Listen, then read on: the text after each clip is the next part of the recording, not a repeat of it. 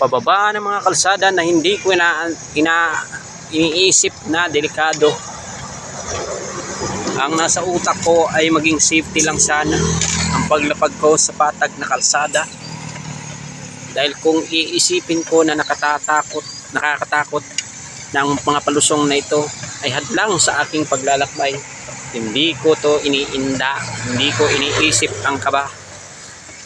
Ang iniisip at inaalala ko na maisabatas sana ang panukalang aking sinisigaw, anti-elderly. Sana inyong ipasa dahil ito ay mas higit na kinakailangan ng mga lolo at lola.